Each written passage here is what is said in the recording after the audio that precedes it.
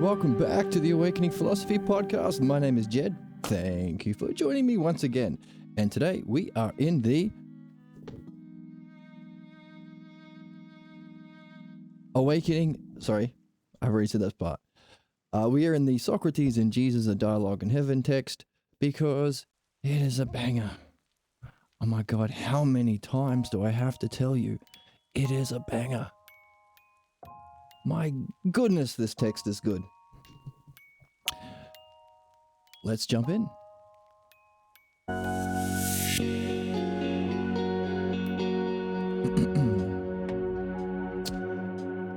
So,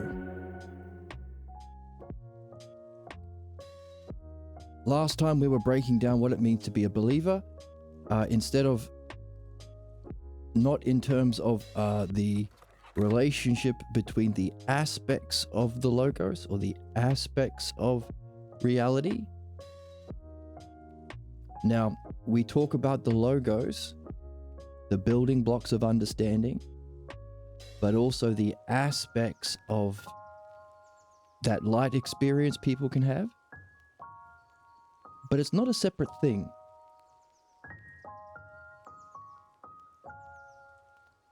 It's the intelligibility of that experience people can have. And given that experience, it's what is reflected on as the model or paradigm for our physical world. Therefore, the intelligibility or the rationality of pure mind gives us the building blocks for understanding and the physical world. So everything you see in the physical world is comprised of whole, part, same, different, like, unlike, etc. The fundamental building blocks of perception, of reality, of thought. It's not a separate thing. It's the inherent intelligibility of consciousness, reality, and experience itself. It happens to be the building blocks of understanding. The way we grasp that intelligibility and function through it, the way we as selves function most ideally through mind in time. So the self as the highest term, know thyself, the command from the oracle at Delphi, the essence of philosophy, know thyself. Somehow, mysteriously, this is the great mystery, mysteriously reflects itself into pure being, the light of pure being, allowing itself to experience itself and know itself. That's the knowledge experience.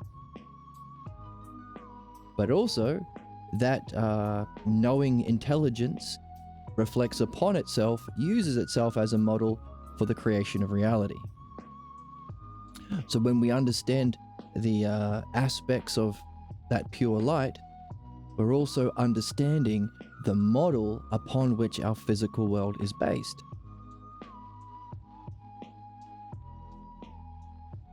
And the way we grasp that intelligibility and function through it in time is understanding.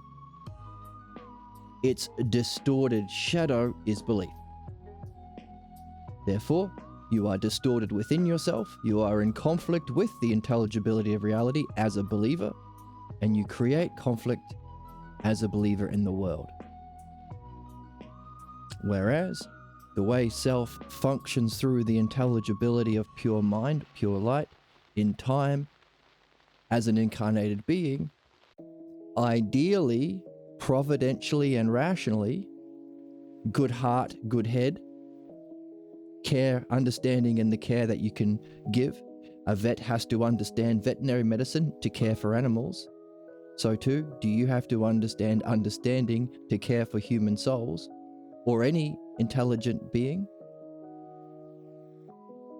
That's understanding, the way we intelligently and providentially connect whole to part, like to unlike, same and different. All of the fundamental aspects of reality.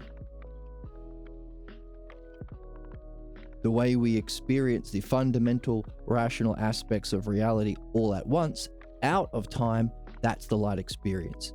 The whole of all of the parts.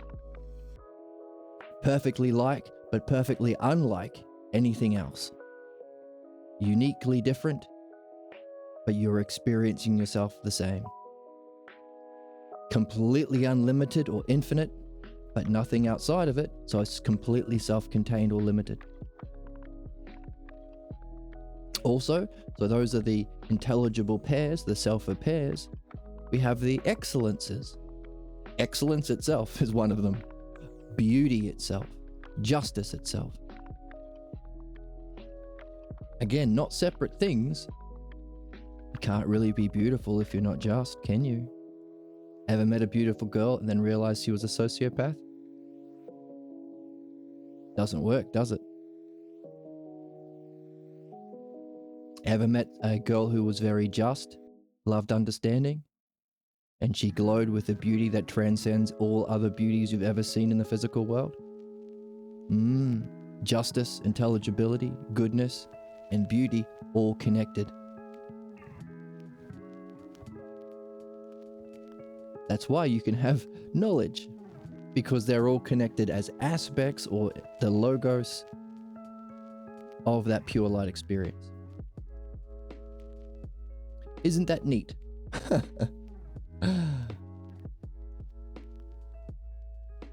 Whereas the source of conflict within ourself is that intelligibility, those pairs in conflict with each other.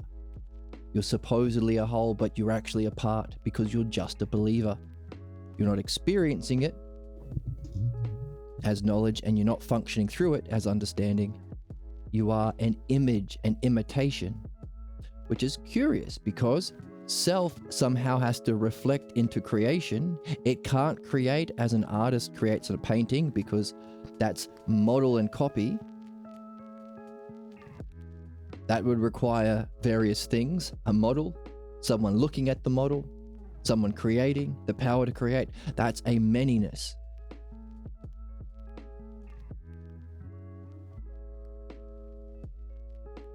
So not that version of creation, more like the way Pierre likes to explain it is your shadow. Ever notice you've got a shadow? Did you have to make it? Not the same as you, diminished, isn't it? You can't help. Another way he talks about it is the stink of a flower. It's an automatic thing. The flower is so perfect that it overflows into creation of a smell. So the self somehow gives rise to this smell, pure light, pure intelligence, allowing self to know itself all at once. And then the model and copy kind of creation, because that intelligence reflects on itself as the model, and all of its power and life and intelligibility and intelligence and ability to judge whether or not the copy is good is all needed in that kind of creation of the physical world. Each moment, like a movie, flash, flash, flash, flash. And there are some spiritual traditions that seek to find the gap between each moment. For there to be creation, it's more like a film strip. There's a scene, and then a scene, and then a scene, and then and that destruction or that gap, that's the highest experience of a spiritual tradition called Kashmir Sufism. Now, if we met such a person, we'd be like, oh, interesting, you can see the light in the gap. Ever want to experience it more fully? And that's, of course, an invitation to participate in pure Usia. Not a bad thing that they experienced, it's a great thing, but it's not the end. And that's what we were talking about last time. The analogy of model to copy, of pure intelligence to our physical world, or being to becoming, is reflected in the world of becoming. The way an artist creates a painting, the way a blacksmith creates what do blacksmiths make nowadays? belts. Axes, I suppose. People still use axes, don't they? Not really armor. The way a tanner makes a leather clothing. The way a shoemaker makes a shoe. There you go. So blacksmith, tanners, and shoemakers, Socrates referenced. He says, and I talk to them about the aspects of creating excellently in their art as an analogy to help them reflect on the ideal, the way being unfolds into creation. To help them realize they are themselves a reflection of true creation. And the more they can become like the excellence of pure being, the more they are open and receptive to the experience of recognizing oneself and knowing oneself as the brilliant light of being.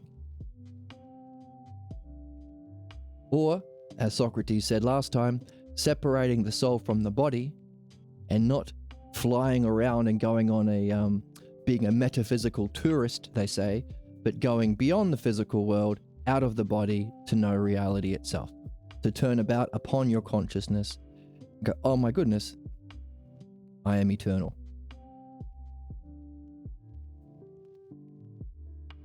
And then as you come back into your body and can reflect on that experience in time, in what's called the afterglow of pure beauty, you can reflect on what must necessarily have existed as the cause for that divine transcendent experience. That's the mystery that we've been talking about last time. Model is to copy as, or being is to becoming. The metaphysical world of pure consciousness is to our physical world that we experience through time, as the blacksmith creates his axe. Model is to copy. As heaven is to earth, heaven being being, so too model is to copy. But underlying that is a mysterious first cause of the self. That's the mystery. That's the one that's harder to grasp. Because it's out of what we're normally used to perceiving through time. It has the logos inherent in it some way, beyond knowing and beyond understanding. So the self reflects into being, being uses itself to generate a reflection of itself, model to copy, into becoming. But in the world of becoming, there can be a further diminishment into belief and images. While we can participate ideally through the logos, through understanding,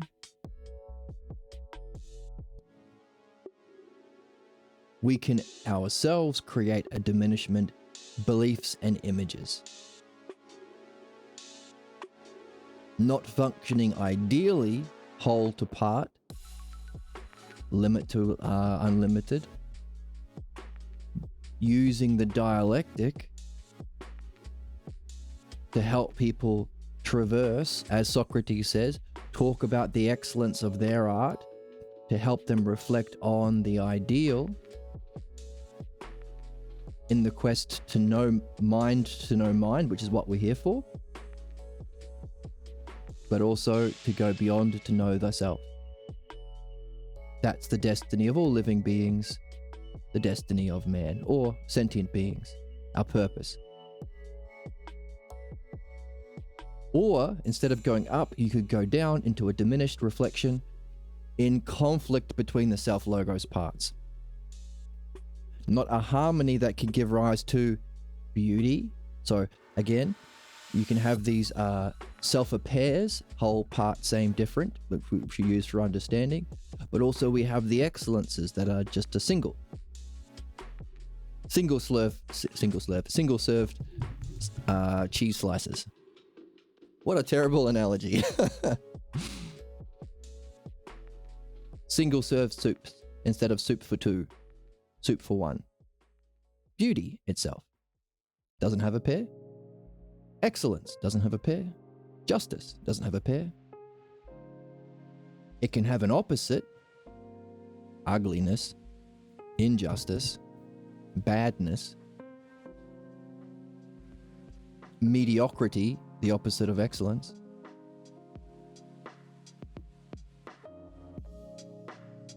So while we can reach it through understanding in time, creating the conditions to experience it all at once out of time, we also have its diminished, distorted reflection that humans can make at the bottom of the list, from self to being, being to becoming, understanding being the excellence in becoming, but we have a lower version: belief. So the people who are doing harm are the believers. The people who can't think for themselves have to accept a limitation on their own thinking, so they can only repeat catchphrases. And they only can think of in-group, out-group. Same and different. Are you the same as me? Are you MAGA like me? Are you Christian like me? Do you support my favorite streamer, or are you different? And what's the state of being? Now, understanding would be to find a way of reaching out through understanding to benefit people who are different, to help them develop their own understanding. But not believers, they are fundamentally in conflict between these pairs. If you're different, I hate you. And we saw last time, the fundamental analogy behind all the Abrahamic religions, Judaism, Islam, and Christianity, is as Abraham's God instructed him to kill his son, so too the followers of Abraham, those religions, the children of Abraham, the selected chosen ones, must blindly obey and kill who their leaders tell them to kill. Who George Bush says God wants you to kill. Millions of Iraqis, and the list goes on and on, who George Bush killed in the name of God. The Palestinian people being genocided in the name of the Jewish God. And so on and so on and so on, all through the pages of human history that are soaked in blood because of this one fundamental analogy. Abraham is to Abraham's followers, and a fundamental way of being, a shadow of understanding, belief. If you're different, I hate you. They're the dualist thinkings. You're either support, what did they say when George Bush was decided to murder millions of people? You either support the troops or you hate America. You either kill these people or you get out of America. You hate America. You either support billionaires murdering millions of people by stealing all the money that you need to live, or you're a socialist. Ooh, I hate you. You're either MAGA or you're a liberal, and I don't care if Trump hurts me so long as I can hurt you. I want liberal tears. Fundamental conflict. And because believers have to sacrifice that higher development understanding, they can't think for themselves. They have to sacrifice their own reasoning, their own goals. So it doesn't matter that Trump hurts all of the MAGAs and all of the Christians. They would have to be able to reflect on themselves to realize that, and they would have to be open to evidence and reason. That's understanding. And you have to sacrifice that to be a believer. That's fundamental to belief. You can't have both. You can't have understanding and belief. They're incommensurate. Thumbs up. And that's the issue. It's also an issue for people who leave belief.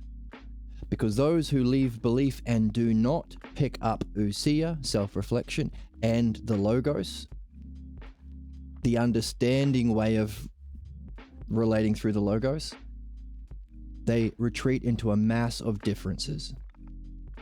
They don't have any paradigm because that requires knowledge. They can't function according to principles because that would be understanding. Therefore, they can't bestow benefit. The understanding, the intelligent, beneficial relationship between whole and part, That's understanding. So they are disconnected. They are only a part, no whole. Only limited, no freedom, no unlimited. Only at motion, no rest. Only unlike, no likeness. It's the anything goes. It's all relative. Who's to say what's right and wrong? Let's just have a fascist political party that exists. A party that has no interest ever to help everyone, which is their job. Who's to say that's a bad thing? Who's to say lobbyists are bad? I don't know. The modern Democrats. Everything is relative. Who's to say what's right and wrong? Let's just compromise. So, those are the 5 classes of being that we have established in the text so far. The self, which is our goal. Functioning through the logos, ideally out of time. Knowledge. Self knowing itself as the pure light, its first reflection. What that then generates into becoming and functioning ideally through time, understanding. Human creation in a distorted way, belief. And then the falling even further, a massive difference, disconnection between the logos. Strict dualism. Isn't that interesting? Now, up until now, we have been understanding them in terms of how the parts of the logos, the parts of the rationality of consciousness and reality relate to each other. Ideally in knowledge, all at once. Intelligently and caringly, providentially, through understanding. A fundamental conflict, believers. Two sides of this. Welcome, Techno. Say more. What are you seeing that's two sides of the same coin?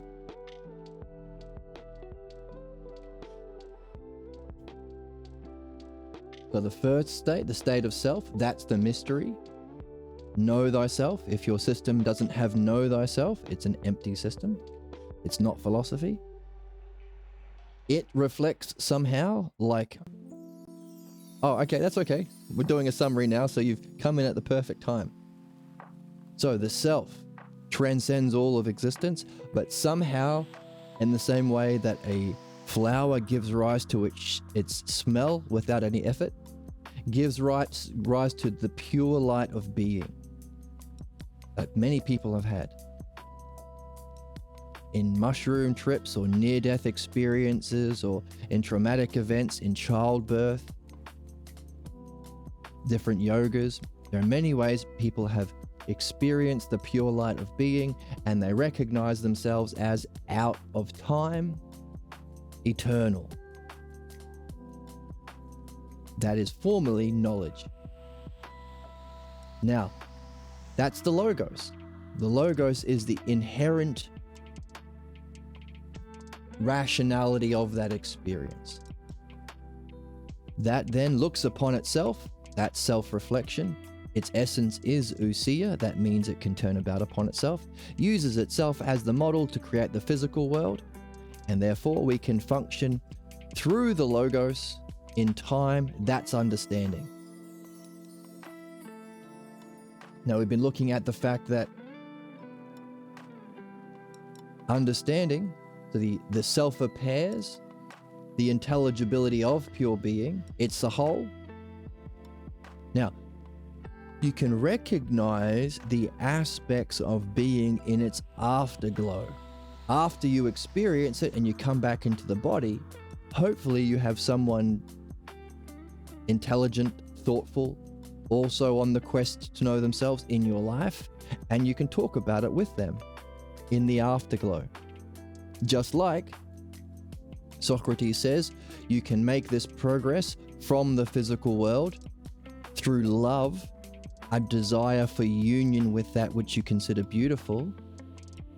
But if your relationship is two people together who also seek knowing the self, you can use that loving relationship or true intimacy, love and logos, as a method to reach beauty itself.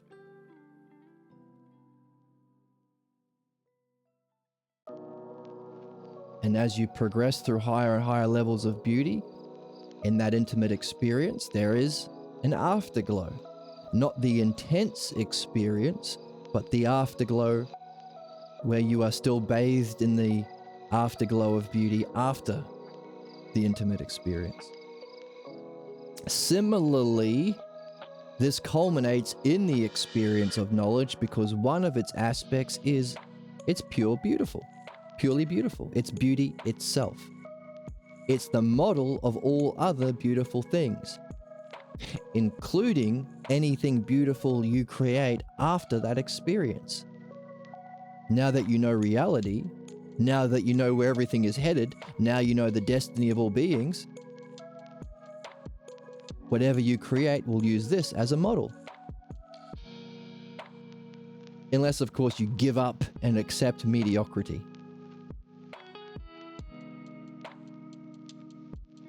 So, in the afterglow of that experience, back in your body, you can see, hang on a second, I was a whole, but there was no part left out. I was infinity, unlimited, all at once, limit, whole, part, limit.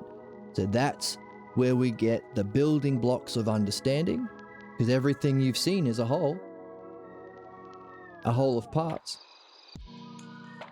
Everything you've seen is the same as something else, but also different in that it's a different thing. These are the building blocks of perception. These are the building blocks of understanding as well. So up until now, we've been using them to understand the 5 states of being. The self, which is the mystery, it somehow transcends this, but that's where we get into the Parmenides. The second experience, the pure light of consciousness or being, where it's all of these most ideally together at once. Understanding, where your state of being is the whole, but you function most intelligently and providentially, smart and caringly. Good head, good heart. Get yourself a girl who has both.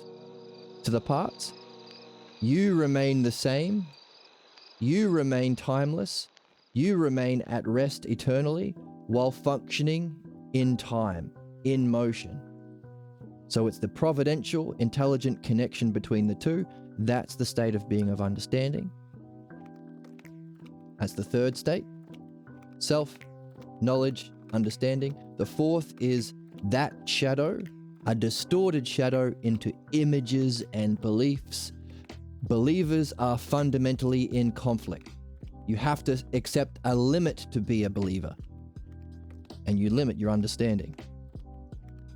You can only read Mormon books. You can only date a Mormon girl. You can't read Harry Potter, all that kind of shit. And the fundamental limit you have, you put on your own being. So you're in conflict because you accept these limits, but your soul seeks freedom. So you're even in conflict within yourself. You are supposedly a part of a whole. That's the promise. Accept these limits and you can be a part of a team, a chosen people of God. Now that goes all the way back to Abraham for most of them currently. But you really feel inside you're a part of a part, that you're a part. You're not really connected to the whole. It's a shadow. You don't actually have knowledge. So, believers are in conflict within themselves, even within the group. You look at the other Mormons and you go, I'm actually not the same. I'm supposedly the same in that I've accepted all this Mormon limitation, but these people are kind of weird. I don't really connect with them, especially when you're on your own. So, believers are in conflict between the parts of the Logos, and therefore their creations can't create beauty. They can't create justice. These are the single serving. These are the excellences. You can't be an excellence. They can only create ugly things. They can only act unjustly. They can only function in mediocrity. So the cause of human conflict in our society are because of a state of being called belief. Conflict within, conflict without.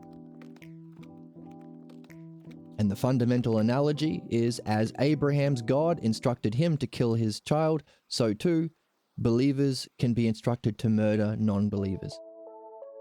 Be they Christians on the Crusades, be they Americans killing Iraqis, be they Jewish people genociding Palestinians, it's all the same bullshit. It's all just belief as a cognitive function. That's it.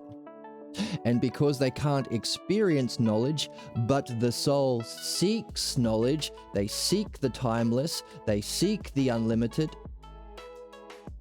but belief doesn't have a feeling like knowledge does. They have to compensate for a feeling they can have, but because belief can't create, you can't create a computer if you believe you can create a computer. No, you have to understand how a computer works. You can't, well, I believe I'm a dentist, and then magically fix teeth. I believe a toaster works because Jesus told me. You can't ever fix a toaster. You can't ever create through belief. That requires understanding. So believers can only manifest the same conflict that they have within. They can only break things. Bullies can only kick over the sandcastle.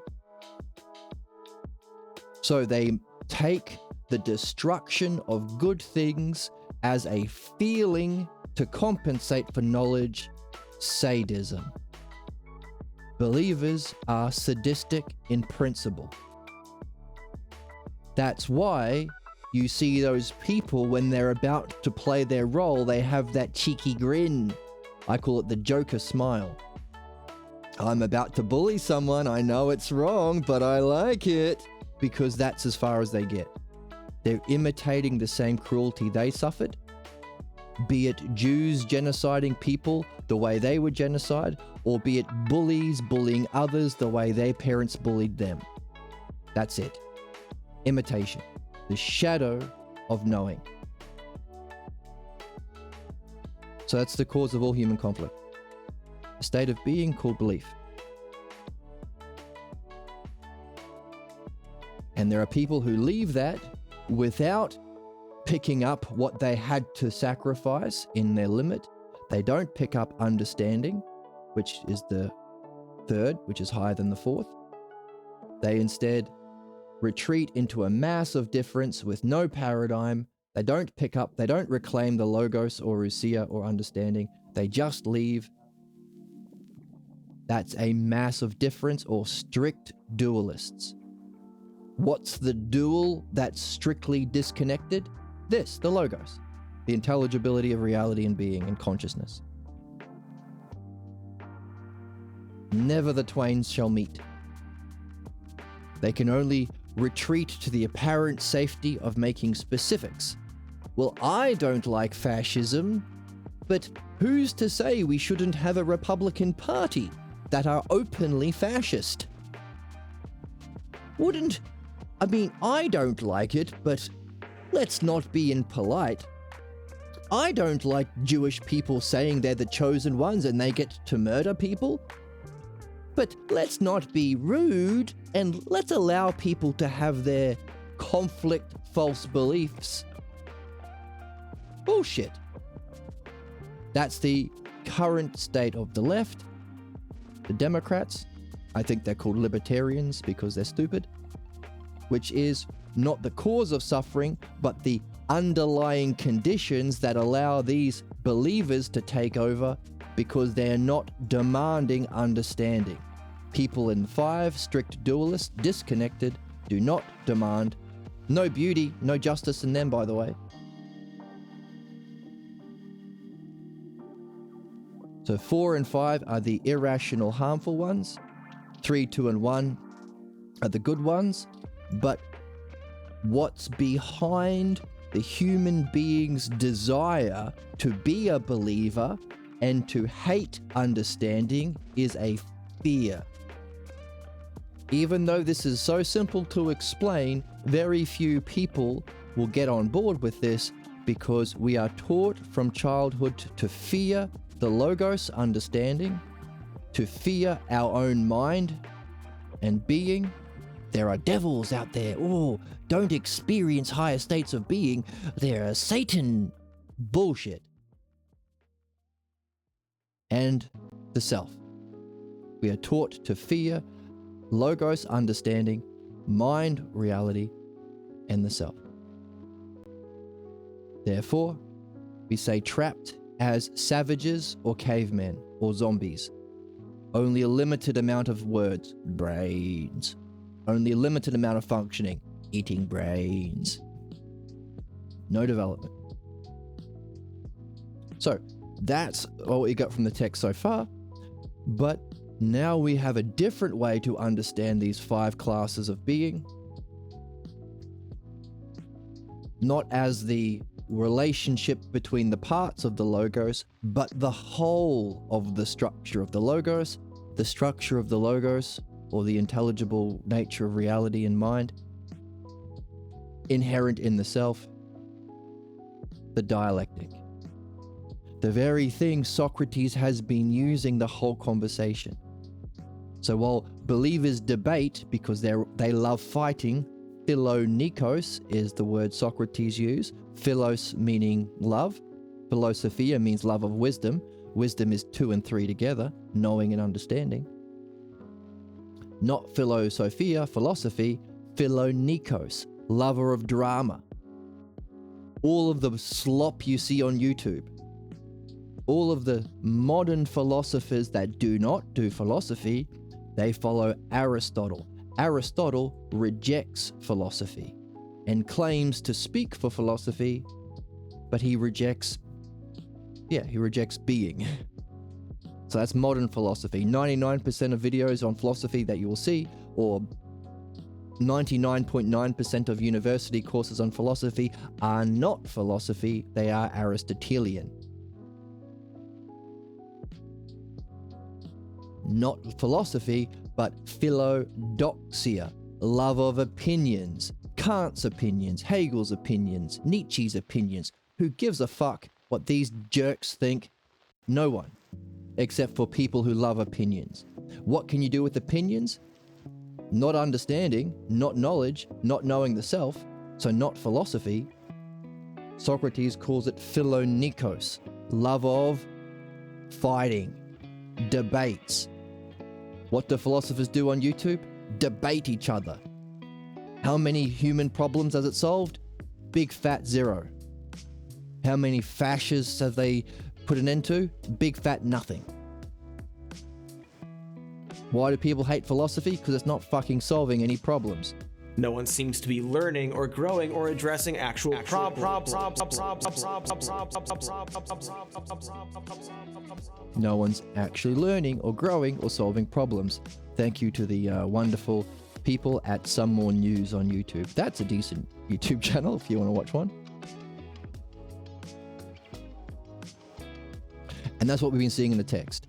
Just as modern Christians are not actually following the teachings of Jesus, they are following the teachings of Paul, who rejects Jesus' teachings.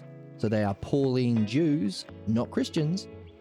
So too, modern philosophers are following Aristotle, who rejects Socrates.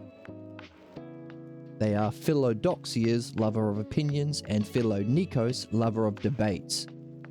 Not philosophy, lovers of wisdom, and philodianoia,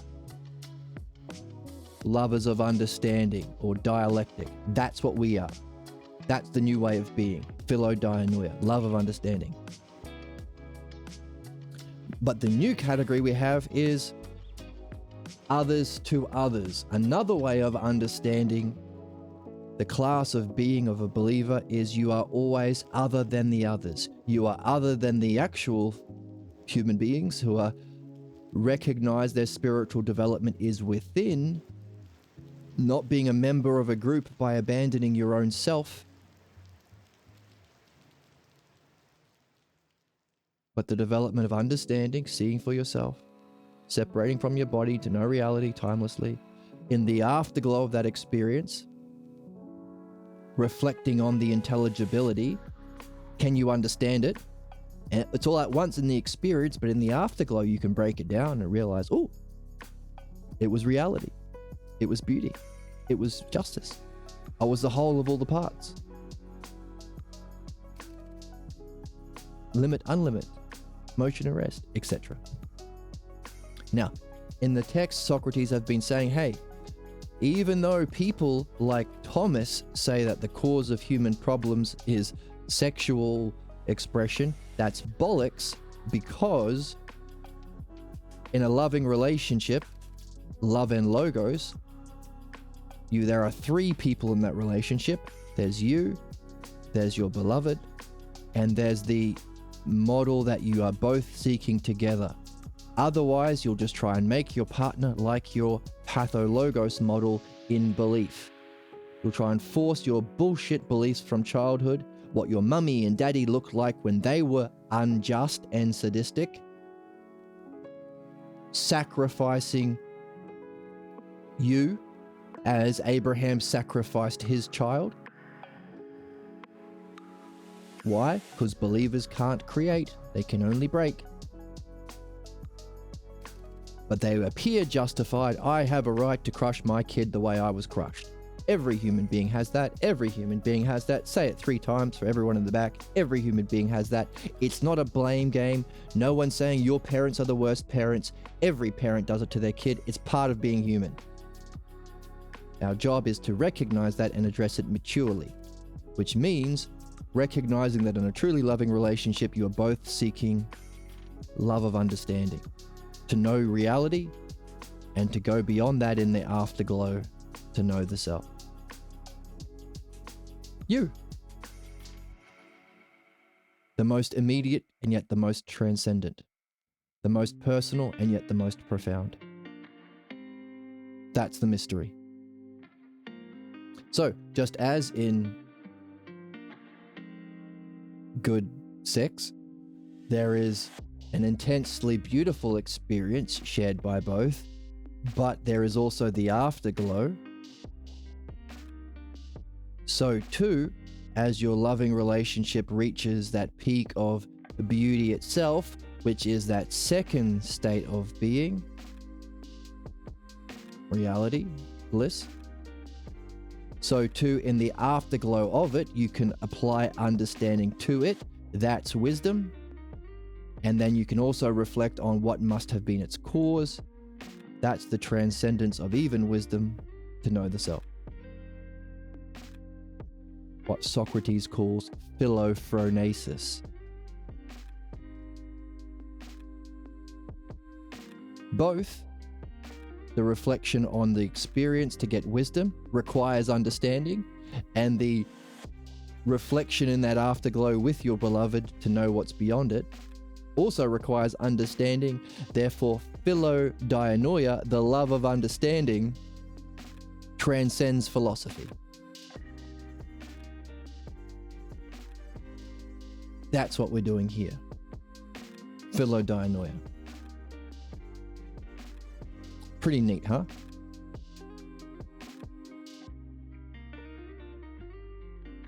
So, if believers are other from those others doing philodianoia, true love and logos,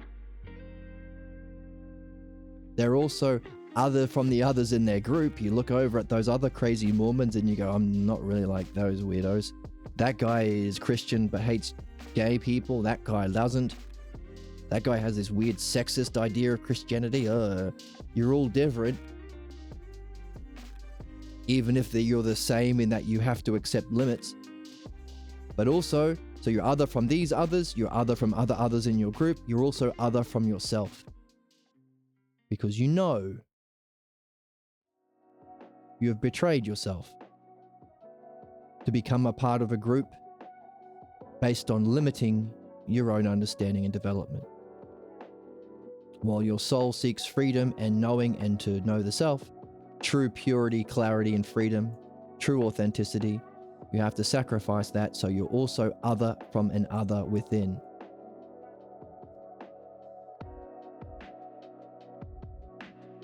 I haven't. Do you want to say about that book? Do you see something reflected in what we're reading in that book? Please share.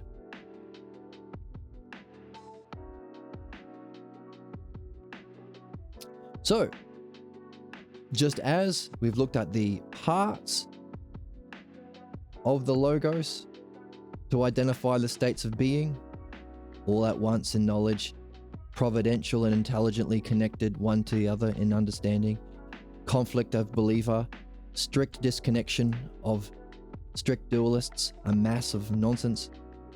So too can we look at this category, other to an other, that also defines perfectly and beautifully what it means to be a believer, other from another.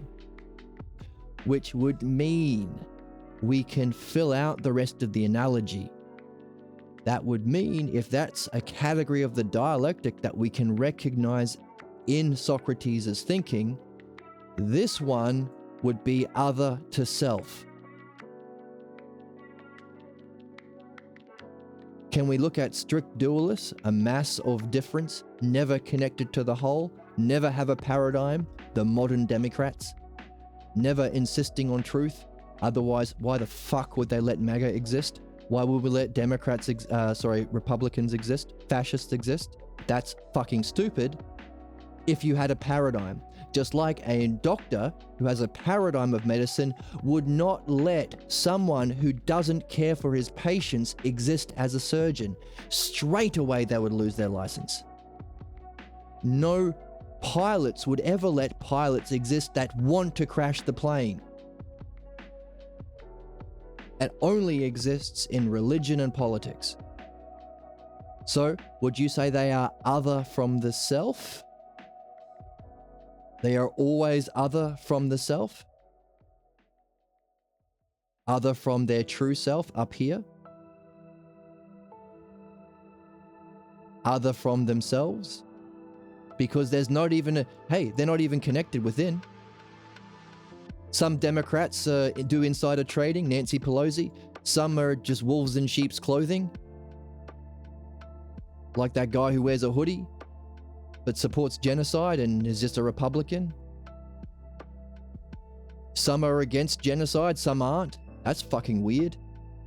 So the Democrats are all other from themselves and other from the self of the paradigm. So what are we doing?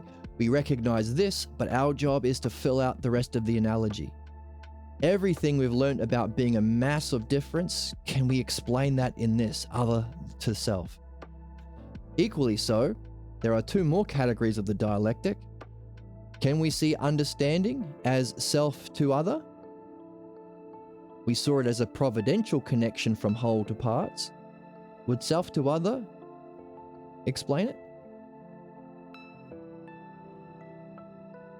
And the final and the highest one, self itself, is knowledge, the self knowing itself as self, ousia. And therefore, this self-knowledge, timelessly being this self that communicates to others, is that understanding? Is that the dialectic? Is that the highest human functioning in time? Self to other, the third. Following and unifying the logos in time, understanding, love and logos, philodainoia, the use of the dialectic. Can we use self to other, most ideally, as a way of understanding that? So that's our job. That's called filling out the analogy. That's solving the puzzle. That's reading. We were given this one, and how beautifully does it explain believers? They're always other than another.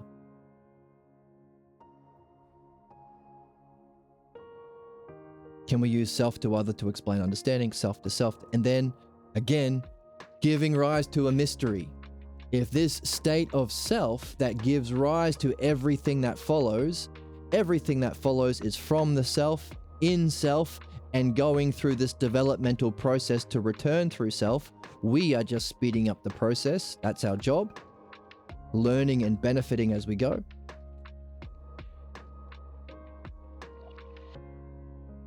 Well, what then is this mysterious category of the dialectic beyond these four? Once again, we're left with a mystery.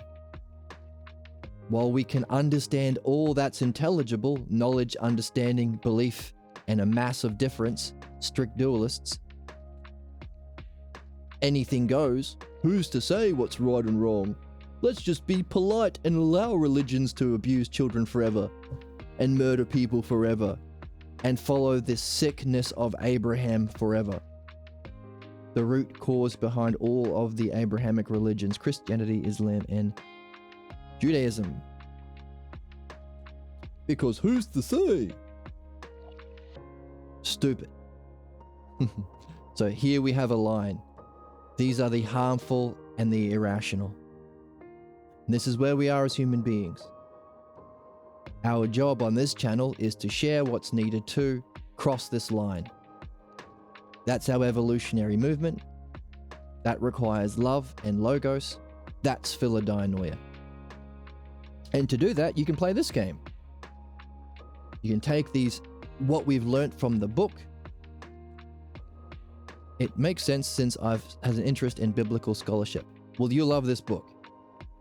If you like biblical scholarship, the author of this book was the head teacher at the College of Religious Sciences in America. If anyone was an expert on religious science or religious biblical scholarship, it's this guy. He also happens to be a master of philosophy. He recreated Socrates, rediscovered Socrates in his own work, and then found out, oh, Socrates said the same thing. He's also an enlightened Buddhist guru. Buddha. Of the 8 lines of Buddhism from Gautama Buddha himself, he was the appointed Buddha of the Korean one, the one that happens to have the most understanding in it. So if anyone you want to learn from, it's this guy. This book is a banger.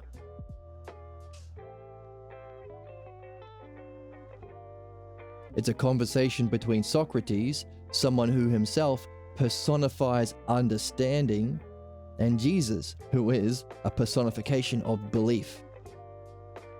3 and 4. Yes. Oh, you'll love this book. You can find a link to the PDF below. And by the way, we're about 20-something episodes in. You can find a playlist as we read through the book together on YouTube. And you can join the Discord. You'll get a notification when we go live, so you can join the chat and read with us. But you can also go through that playlist at your own pace. Put it on 2x speed if you want. So what we're doing right now is a bit of a review. Because Majority Report has the Thursday All-Stars. I want to catch that. And also, Tim Heidecker's Office Hours is on. And because I'm not a Patreon subscriber, I need to watch the second half live. So it's just a little bit of a review today.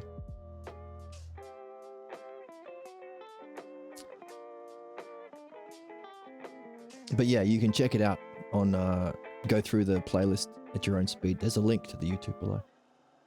So, as we learn these categories of the dialectic, as you go through your day, you can take what you've learnt from the text, this is all from the text, about these stage 2, stage 3, knowledge and understanding, stage 4, belief, stage 5, a mass of garbage, and relate it to these descriptions of the 4 categories of the dialectic. How is knowledge self to self?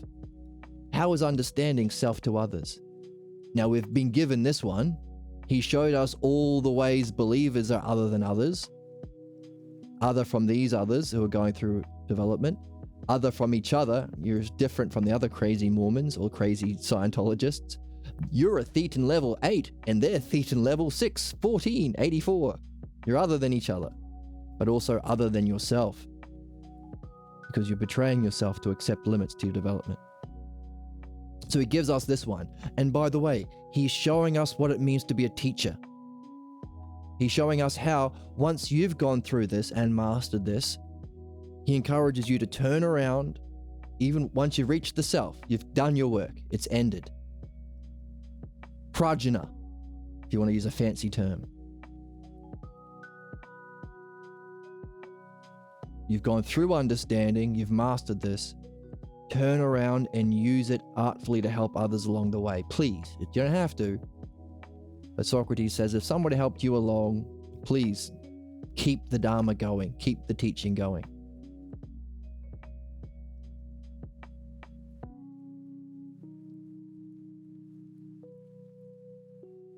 So, as you learn the dialectic, you can, this is how you do it. One way. create works of art that have analogies where you've helped people develop one side of the analogy, the 5 states of being that we've got from the text. By the way, we wouldn't have that if we were not reading and reviewing as much as we read. But also create an analogy with something else and give them one. Give them a start. That's this. He's given us this. Now, because we're familiar with the dialectic, we know that, hey, other to other is just one part of the 4. So we can all, as we go through our day today, tomorrow, every day this week, every day this month, wonder about how this is related to self. How can self in relation to self perfectly, beautifully, accurately describe the state of being of pure knowledge, the same way Socrates gave us how other to other perfectly describes what it means to be a believer. Within conflict within, and the cause of violence, murder, and conflict in our world. How can self to other perfectly describe in a similar way understanding? And how can other to self perfectly describe the mass of garbage? Strict disconnection. Never the twain shall meet. Symbolized by the Ghostbusters sign. No ghosts. No enlightenment for you. No soup for you. No enlightenment for you. And then we have the ghost here. That's the symbol for stage 5. No understanding, no ousia, no paradigm. The modern Democrats. Wouldn't fly in any other profession. No gnosis. Yeah, oh, well said. No gnosis. No gnosis. Exactly. So you can have that ghost's name is Noesis. So we'll give him a fancy hat. That means he's a very smart man who has Noesis. It's a very elegant hat. And no Noesis. There's a Ghostbusters line through him. And you can make symbols as well. You can make characters. In fact, what we just read last time was Socrates saying, that's what I do. I find the characters people are familiar with and I assign them to one of these so I can share it. So you can make a story. You can have a character representing each of these states of being.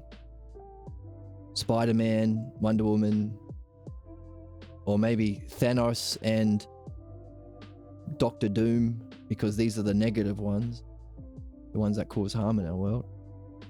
And have Superman and Spider-Man up here, and then have the one above all or something, or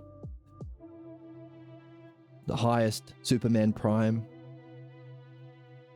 And the more you understand how they relate to each other, you can represent that in the drama. That's mythology. So, that's where we are in the text. Pretty neat, huh? Others to others.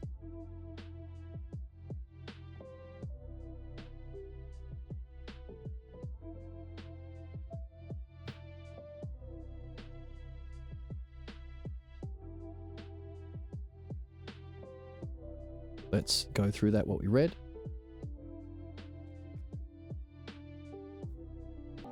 Whoops. The chosen people from Abraham were the ones who are the fierce believers in his willingness to kill his own son. But if you're willing to kill in the name of God, then God will bless your friends and harm your enemies. Terrible bullshit, but that's the way it is. God will do to others what was done unto them. The Jews get to genocide because they were genocided. Well, they were, the Holocaust happened to them. God will bless those who bless them, etc., etc. So God is your attack dog. And the highest idea of God is that you rule the world. So baby brain stuff. But that's what Abrahamic religions are. You sacrifice your will to act out the will of Abraham's fearful legacy from his wrathful God. Okay, you sacrifice your mind. Gone through that already. To be a follower of Abraham, brothers killing brothers. Exactly. Yeah, it's terrible. It's terrible. But we can understand it. We can understand that there's a root analogy behind it. As Abraham killed his son, so too, in the present, believers have to kill others. But the promise is, God will bless you, and you get to rule the world. Completely stupid, harmful, irrational. But it's those stupid people that were Abraham's descendants and chosen to be the chosen people. So we can understand that there is a root analogy behind it. And anyone who, could had two brain cells to rub together or could use their mind to reflect would realize how harmful this is. That's why to be a believer, you have to sacrifice reason and understanding. That's what faith is. Because faith is an absurd belief. To believe that which there can be no evidence for in principle. Can you prove Mary was a virgin? Can you prove that Jesus was divine? No, you can't. That's why when you accept faith, you are also accepting a second belief that the irrational and absurd is the mark of truth. That's the sickness. Hey, believe there's a magic spider on my shoulder. Why? Just do it. It's the height of truth. You go to heaven if you do. Oh, really? Well, everything in my reason and experience and evidence says otherwise. But if that's the mark of truth, then you've sacrificed your own being, your own self, your own understanding, your own development. That's the limit. Okay? So they created spiritual systems that depend on God's will to direct them in everything they do. Again, you sacrifice your own will. Whereas there are other people who depend on their own teachings and efforts to direct them in what they do. People who are actually learning. That's the difference. So people who just do as they're told in everything are other from those others who are thinking for themselves and developing and learning and evolving. The first group is other than the second, so other than the others. That's where we got the term other from others, which is one of the 4 terms in the dialectic. And we know that because we're clever. And we're familiar with the dialectic. We are the smartest chatters and the smartest community on Twitch. Wow! Too stupid to understand. We're gonna engage in dishonor. I can't walk and this chat? Can't you just engage with anything? I'm cute. Okay, like it's cutie pie. All right. I only found the funny ones from the Oracle and I had to resort to Emma. I've been a bad little girl. See, that's Emma from the Pajori Report. So obey and serve the will of their God. Master and servant is the fundamental relationship between God and believer. Master-servant. It's a slave thing. But if you must conquer lands and subject all to the will of their God, that means you have to sacrifice your own goals and interests for the sake of the whole, which your parts. Whole and parts. One of the fundamental building blocks of understanding. So we are understanding believers with pure reason. It's not an opinion. It's not a debate. It's just intelligence. Whole and part. They must hide, by the way, that master-slave relationship, they must lie about, hide that from themselves. So each individual within the group only uses their mind within the limits of what's commanded by God. All else can be ignored and without merit. And they know that they differ from the other group who seek their own spiritual path and do so with the use of the mind. And so now we have a definition of philosophy, using the mind to know the mind and following the command to go on to know the self. That's cut off from a believer. Do as you're told, and maybe when you die, then you go to heaven. Like the worst multi-level marketing bullshit scam ever. Selling horseshit. Okay, and they know that even among others in their group, they have betrayed their self to follow their God's will. So in sacrificing your own will, you know that you are other from others who are doing understanding, others from others within their group, in relation to each other and within themselves. They have sacrificed themselves in obedience with their God. They experience this tension. There is a conflict. Believers are messed up. They are not at rest.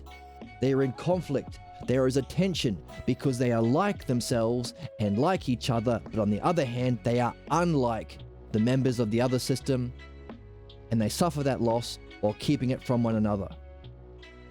Other from other, tension. Again, like, unlike, same, different, whole, and parts. Each one of those, conflict.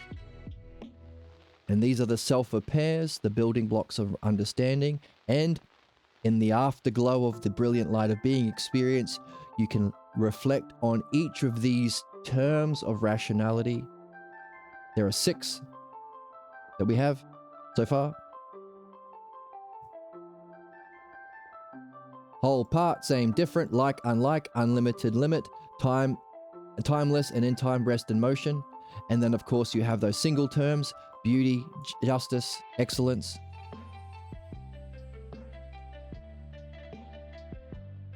That express the whole thing as a whole. And now we've got a third set, because we've also been looking at analogies. We'll get to that in a minute.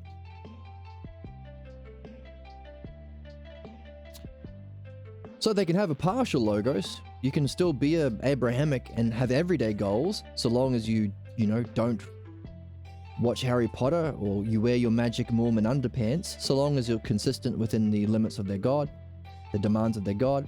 But you have to agree not to free yourself. You can't be free. And you can't enter into logos. You can't do understanding or knowledge or self. You can master the everyday world so long as you ignore the furthermost reach of the mind. You'll be burned as a witch if you experience pure enlightenment. Because if you do that, you're not a part of a group anymore. You can't believe the nonsense and have understanding.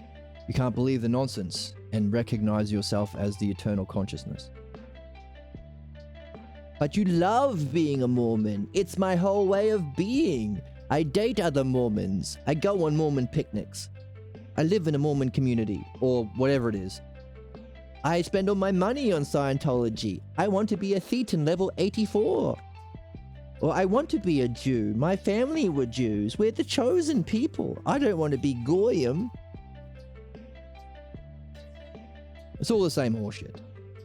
You were taught to treasure a member of a group with an imposed limit on your freedom, logos, development, growth. They participate in limit while their own spirit is unlimited, because your spirit will go along with whatever subordinate role is your fate. You're chained to fate. Fate is inevitable. Destiny is our highest purpose. Fate is what you're stuck to as a believer. So, other to others, and as a whole, and also within the parts, conflict, whole, part, same, different, like, etc. And as they're functioning, ugliness, not beauty, injustice, not justice, breaking things, not making things, badness, not goodness, murder, not healing. So all of the single logos terms, they have the opposite. All of the self pairs in conflict. And now we're getting to a triad. The self logos, normally we look at it as those singles and in pairs, but now we have analogy. We've been looking at 3 term analogies, 1, 2, and 3.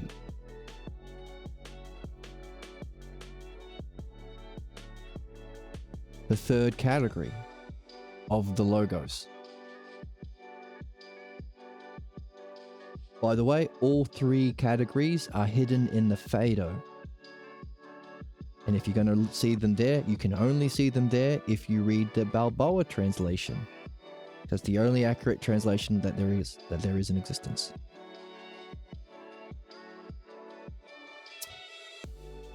So, Jesus represents that as a character. I find it difficult to agree with, but I can't oppose it. He is in the state of conflict. He sees it's true, but he can't accept it.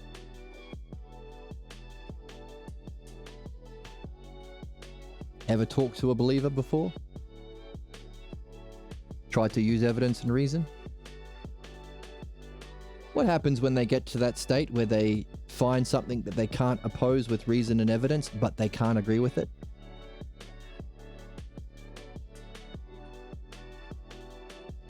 That's when they start condemning you to hell. Or they start masking violence in their hype. Well, that means I could just murder you. If there's no Jesus telling you to be good, then I should just murder you right now, shouldn't I? That's been my experience. Shoot the messenger. As Abraham murdered his son, was willing to. Anyway. But while they can't reason and understand the root cause of their murderous way of being, breaking, not making, as believers do, sadism, taking that destruction as a mark of knowing because they don't have a feeling for belief, as they can't understand the root cause of their conflict, we can because we're not believers. We are following the Logos. There's no image of ourselves when we do this. It's just mind knowing itself through time. All of these categories that we're using are not physical. Whole part, you've never seen whole or part walking down the street. It's the cause of all understanding. You've never seen beauty itself. It's the cause, it's the adjective we apply to nouns in the physical world. Beautiful things, good things, just things. They're the excellences we seek.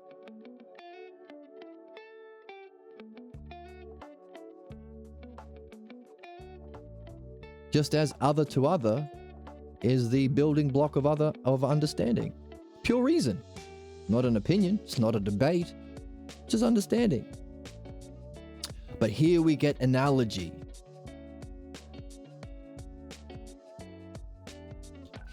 If there's something we carry, we project into the present, our interpretations, what distorts our ability to see and reason and think, see the self ultimately, that's our goal.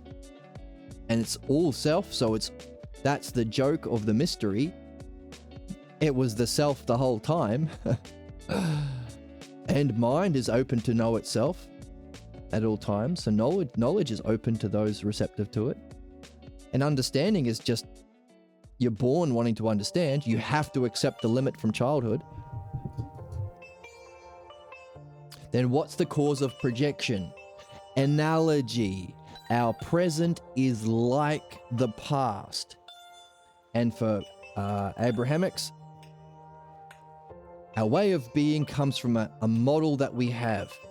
They don't know the model because that would require reflection and understanding that you have to sacrifice to be a blind, murderous believer. What's the analogy that we can understand? As God of Abraham was willing to murder Abraham's son as a sacrifice to God, so too the followers of Abraham must be willing to murder others to fulfill the will of their God. That's the analogy. That's the causal. So all of the Abrahamic religions, Judaism, Islam, and Christianity have Abraham as its root and have this analogy. This is what made the chosen people.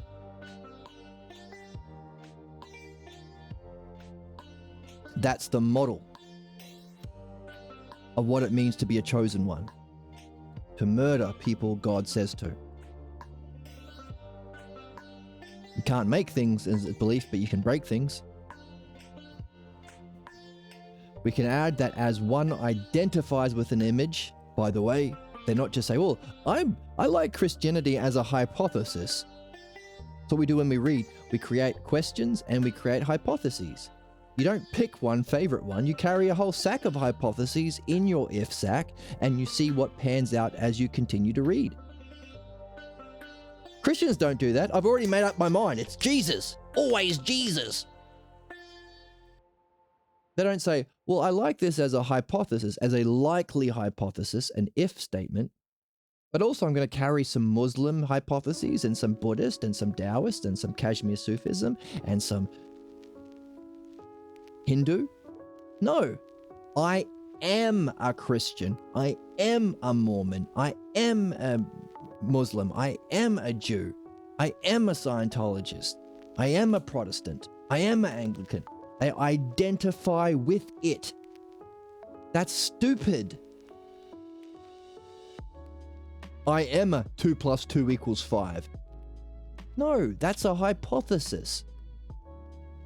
Carry it, do the equation, and if it doesn't pan out and 2 and 2 is 4, then drop it for one more accurate.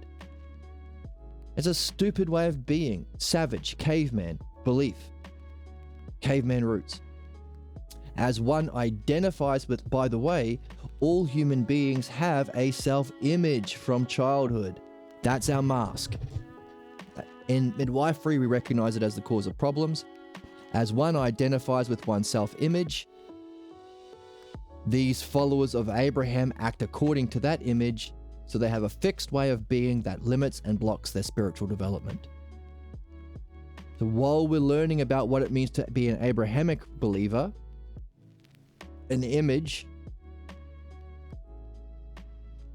from Abraham, a fixed way of being, so too are we learning about what it means to be a human being, because we all, from childhood, it's a principle. If one identifies with a self-image, you will act according to it. That will establish a fixed way of being that will limit your spiritual development. That's fate. That's the cause of all human problems. Only the false image you identify with is called a pathologos. And the art of surfacing yours is philosophical midwifery and dream analysis. The necessary art for every single human being, and you could say our ethical and moral responsibility. Because this fixed way of being is unjust. We do unto others the same injustice we suffered unless we go through philosophical midwifery and dream analysis to find the unsuspected self-image that we just think is common sense that limits our development. That principle is behind all human children, all human life, until you go through that. Therefore, the meaning of life is to go through this. The purpose for everyone, to free ourselves up to be free to then know ourselves as reality, master understanding, and then know the self. But the most important thing is to, by the way, to free yourself from your self-image, you have to be learning understanding, because that's the art you'll be going through. And the better you understand it, the better you're going to go through it. By the way, dream analysis, same thing. Dialectic, understanding, dream analysis, not dream interpretation. So philosophical midwifery includes all 4 aspects. But we do say, we use it in the lesser sense when we talk about the 4 aspects of philodianoia, which are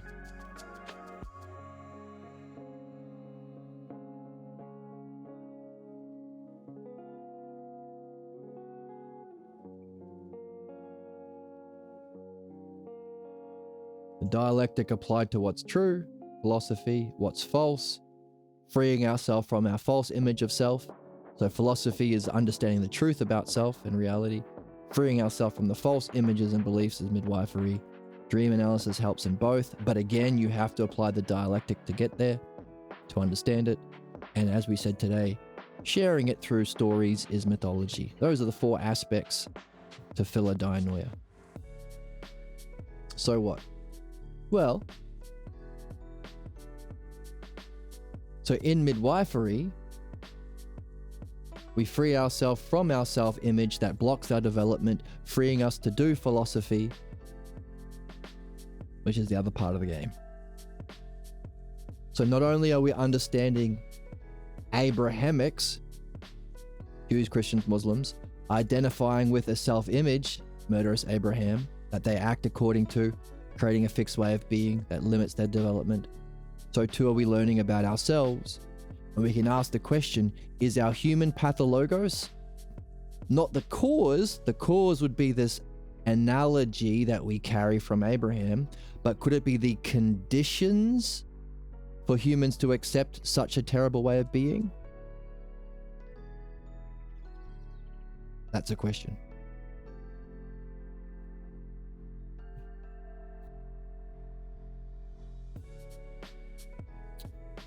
So, underlying root analogy, similar to our human analogy, our past is our present. When I seeked my excellence as a kid, I was crushed. So too, I expect if I do the same, I'll get crushed. So I'm never going to talk to that girl I like. I'm never going to pursue that job I like. I'm never going to pursue that self-goal of understanding and knowing reality, because when I did it when I was a kid, I was crushed in whatever way. That's what blocks us.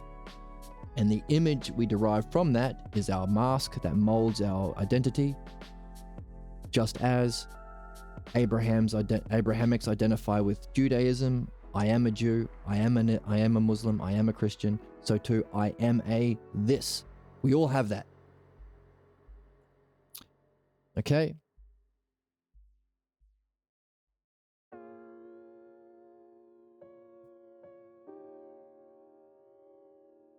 By the way, if you're free from that, you can uncover a mystery hidden in the spiritual quest. So too, the many of our physical world is a reflection of being. So too, is being itself a reflection of something? That's the mystery. What's that first state that reflects into being? That the physical world or the many is itself a reflection of. So that's the puzzle that you're free from if you've freed yourself from your pathologos sufficiently, or you've freed yourself from any religious belief way of being as well. By the way, difficult to share this because the many want to be entertained, not taught the mysteries. But, you know, I do it anyway. Because you don't have time to keep it esoteric, to select the people who are most open to this and most genuinely interested in freeing their own false beliefs from childhood and their own cultural beliefs from religion, and not trying to pretend when they're just trying to be a good Jew and debate with a philosopher, or save their beloved image of their mum and dad being the wisest, not the guy across the street, not their parents, not the next door neighbor's parents, but your parents. Now, that was formerly what it was, an esoteric mystery. But don't have time for that anymore. We have the technology to play out our ignorance with nuclear weapons and end our species. It's time to just, tell the truth. And we hope that I am entertaining enough with my amazing, wacky soundboard. The more holes, the better. There we go. That people will be entertained and taught the mysteries, Mr-retained. So you've heard of edutainment and valuetainment. We have Mr-retainment here. Mysteries and entertainment.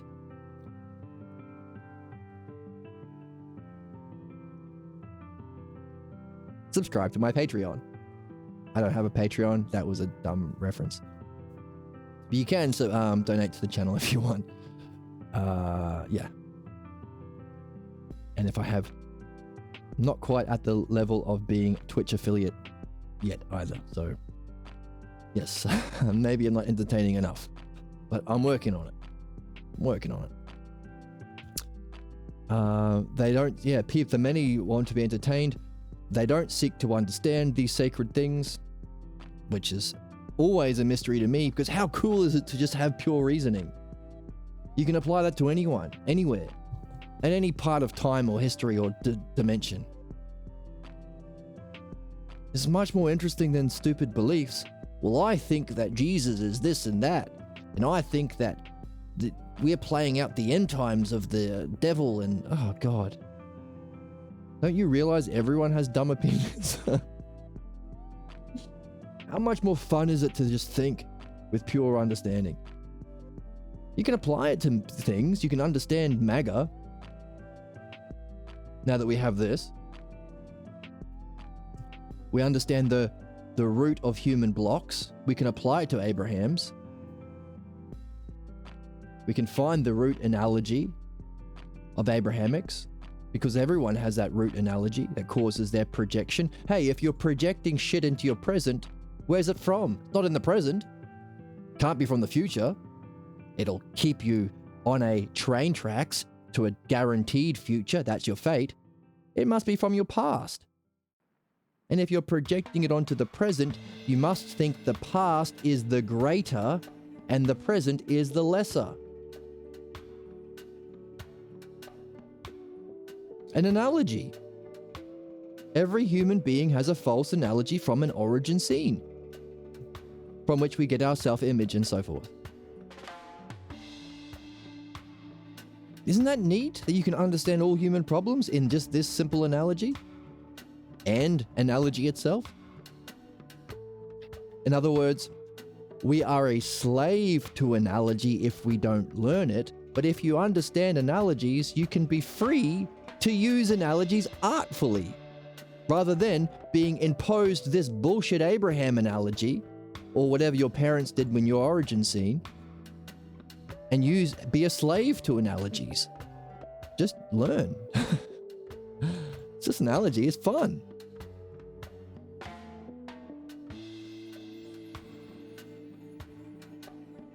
Just like these 5 ways of being. It's just pure reason. You can apply it to anyone. It happens to be that the believers, stage 4, happen to be the Abrahamics in our planet.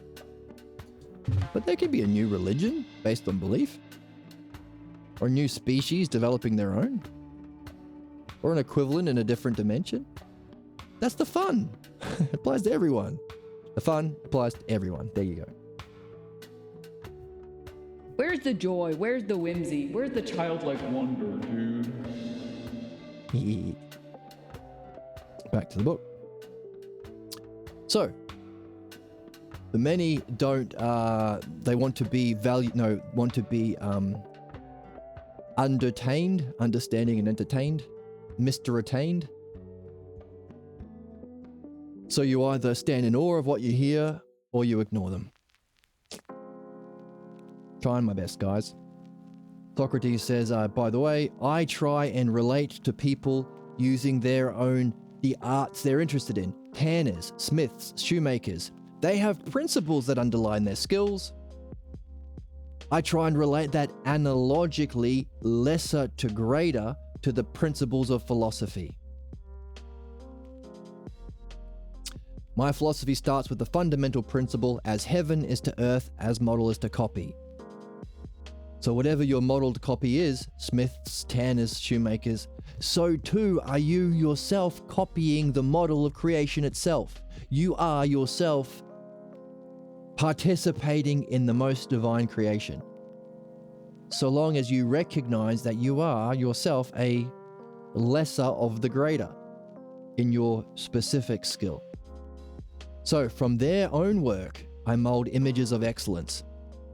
And we do this on this channel. Hey, being in the zone, justice, that 3rd stage of enlightenment, of being. Basketball players, every shot goes in. Baseball players, every shot's a strike. Every pitch is a strike. Being in the zone. As a state of being in self, when you're following the Logos ideally, in time. Now that's not the end. because you want to know whether or not you should be using that state to sink hoops, or whether you should be using that state to help people through dream analysis and midwifery and philosophy. But we can use it as an analogy to meet people where they're at. So, Mr. Attainment. Ugh, I don't like that. Edutainment. Taught-utainment. Teach-utainment. We'll think of something. Edutainment and valuetainment is taken. We're going to think of our own version of making philosophy into philosophainment. Philosophainment. I don't know. Keep working on it. So, as I explore the ideas, I reflect on the roles of the gods they have heard many times. For us, Superman, Spider-Man. For them, Theseus and Achilles and Zeus. So, as Theseus must slay the Minotaur in a story we get in the Phaedo, so too the philosopher must slay death. Analogies. This gives us a possible third category of the Logos. Why? Lesser is to greater in the analogies. But sometimes in an analogy like this, the greater is the model. As one identifies with your self-image, act according to it in a fixed way of being that limits your development. So too the Abrahams, this is the lesser version of the model. As so too, lesser to greater. But what about equal? Could it be the same? How about this one? Limits.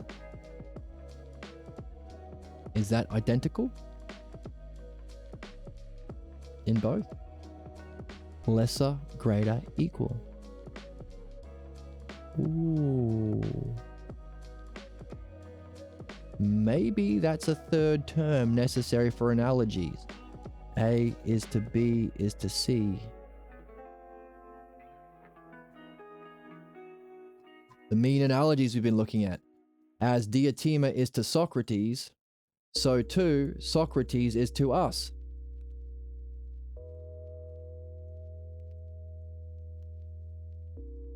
As the greater Diotima, the female master of the Logos. Yes, Socrates' teacher was a woman. Fancy that. Abrahamics. Sexist freaks. Wake the fuck up. Come on. There's a reason why women and men can be in relationships that can traverse through love and Logos to enlightenment. You doofuses. Thomas. The Gospel of Thomas. Jesus' twin brother. Damn incel freak. As Diotima was to Socrates, greater is to lesser, so too in a mean analogy, in the true model of teaching, not the fake one of the Pathologos, which is stagnant, A is to B, parent is to child. As you try and get into a position, become president, become a parent yourself, become a petty tyrant, owning a business, getting employees, so to you will you be a bully to them. That's the model of believers. Stagnant. A is to B, as A is to B. As a bully is to the bullyee, so too do I want to sit in daddy's chair. This is the zombie thing. My brains were eaten, I'm going to eat someone else's brains. A is to B as A is to B. Stagnant. Doesn't go anywhere.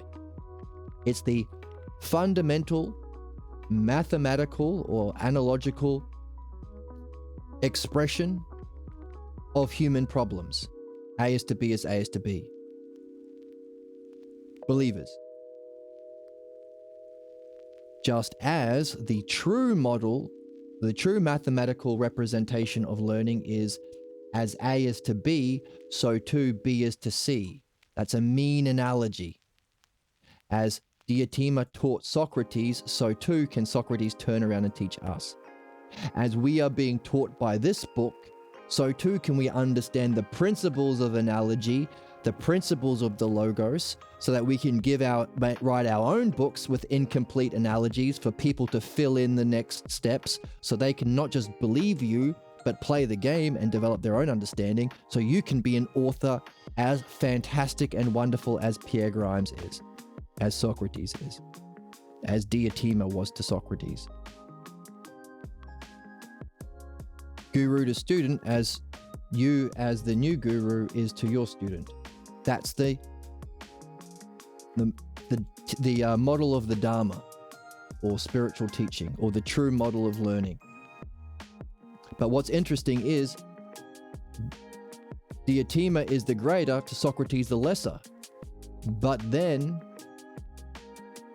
Socrates becomes the teacher to us. Greater, lesser, or equal. Now Socrates is equal in functioning.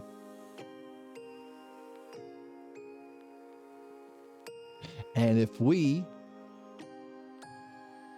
go along and we can then pass it on as to D, we become equal to Diotima. So it's through a mean analogy that the extreme terms become unified. We can become like Diotima through Socrates as the mean,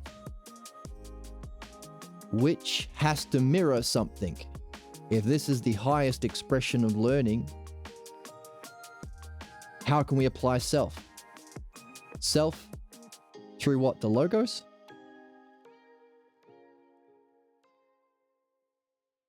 We can be unified with the self through understanding, through the Logos. What's the mean term?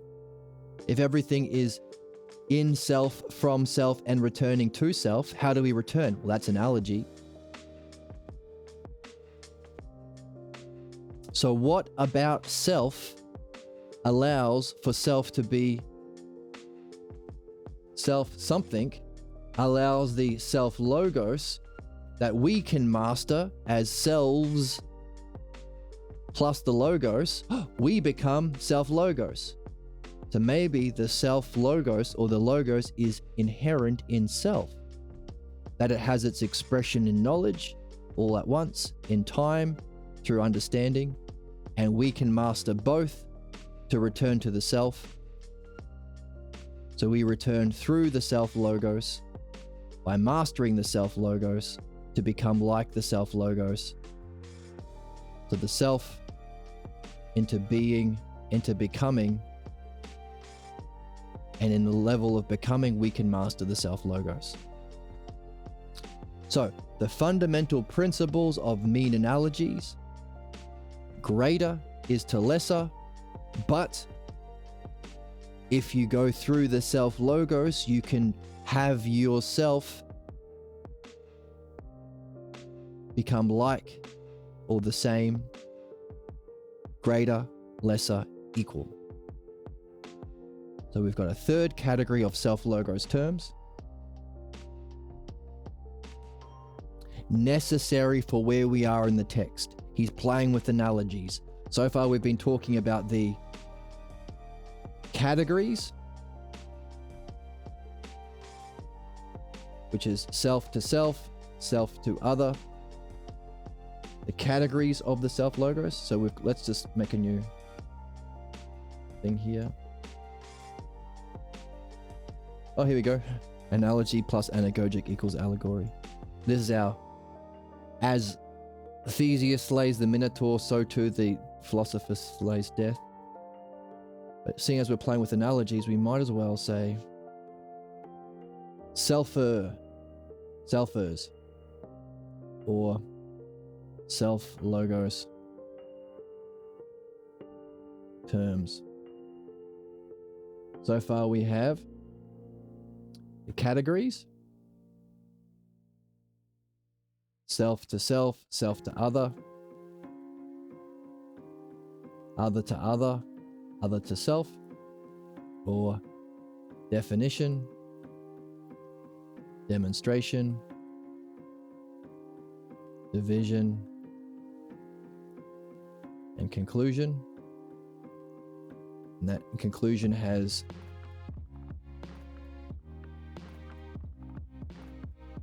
both synthesis and analysis.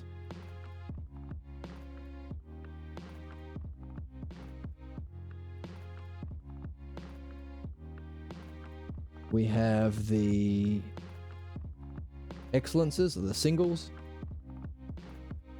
Excellence,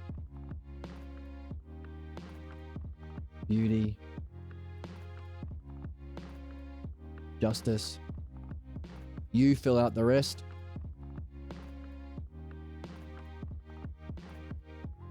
You do some work. Have some fun, I mean. You have the pairs. The self of pairs. Whole and part. Like and unlike. You do the rest. And now we have the category for analogy. The new one. Threes. Greater and lesser and equal. Are there more? Don't know. Keep that open.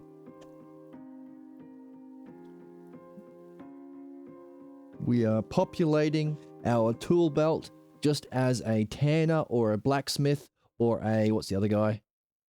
Shoemaker, have their tools in their tool belt to make their shoes, to make their axes, to make their sexy leather pants. So too are we populating our own tool belt. These are fundamental, universal categories of perception and thought and ideas, each of which are fundamental aspects of the brilliant light of being that, if you perceive, you might recognize it as beauty itself, justice itself, wholes and parts, etc., etc. But in the afterglow of the experience at once, you can reflect on it, and all of these self-logos pairs or triads or singles or categories that we have been learning as our skill, as our art, use them in your reflection on that experience, however you get that experience, in dreams, in whatever else, ideally in a, well, possibly also in a ideally loving relationship, love and logos, in the afterglow of the intense experience of beauty itself, or whatever level that you've reached with your beloved. In the afterglow, use these categories and use these categories of reflection and these terms of reflection to reflect on what you just experienced. That's called wisdom. Nailing down through understanding your experience in knowledge. Understanding 3, knowledge 2. And even if you've got somebody with you with a good heart and good head, you may even ask a question. What must have caused that? Or what must have had that experience? What's implied? Where did it come from? These are all questions that move from knowledge, understanding, the two together, wisdom, the movement from wisdom to knowing the self. That's our purpose. That's where we're heading. Without that, your system is empty. With it, well, you've got a lot of fun on your hands. Thank you for joining me. What a reflection, bringing us up to speed where we are in the text. Worthwhile. Thank you for the new chatters. I hope you had fun. You feel free to follow along on Twitch, like and subscribe on YouTube, join the Discord. There's a link to that below. If you want to support the channel, you can buy me a coffee. And cheers if you do. No coffee, but my protein drink. Cheers. And a link to the text below is of course available. And yeah, how cool. How cool and how fun is understanding? It's tops. Understanding. It's tops. Is that a thing? I don't know. That's nothing. But the book's a banger. I told you that? It is. And I will see you next time to bang along with this banger of a book. Next time, let's bang hard. Ugh. Maybe. Let's bang. Let's bang with this banger next time. I'll see you in the next one. And this button only works sometimes. There we go.